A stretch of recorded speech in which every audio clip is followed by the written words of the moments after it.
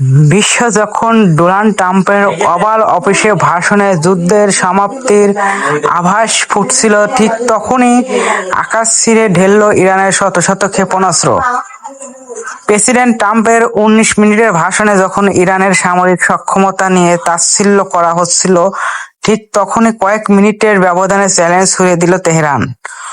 Oval অফিসের গাম্ভীর্য ছাপিয়ে এখন বড় হয়ে দিয়েছে মধ্যপ্রাচ্যের রক্ষণায় এক যুদ্ধের ধামামা, যার শুরুটা ছিল প্রেসিডেন্টের বক্তৃতা।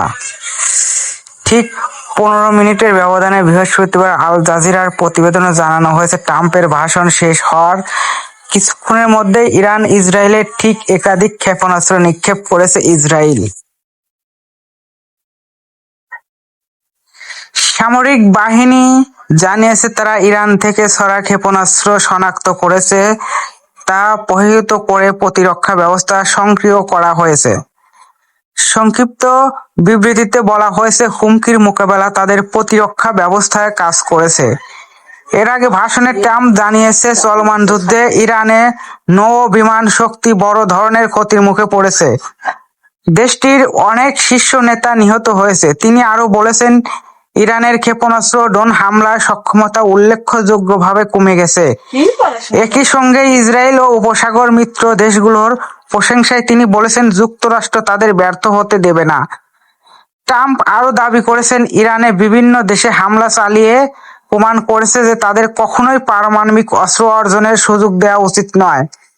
ভাষণে তিনি ভেনেজুয়েলার প্রেসিডেন্ট নিকোলাস মাদুরোকে আটক করার ঘটনায় মার্কিন সেনাদের ধন্যবাদ জানিয়ে বলেছেন, এত দুই দেশের সম্পর্ক উন্নতির পথে। এছাড়াও তিনি আরো প্রথম মেয়াদে ইরানের শীর্ষ কমান্ডার কাসেম সোলাইমানিকে হত্যার অভিযোগের কথা উল্লেখ করেছেন।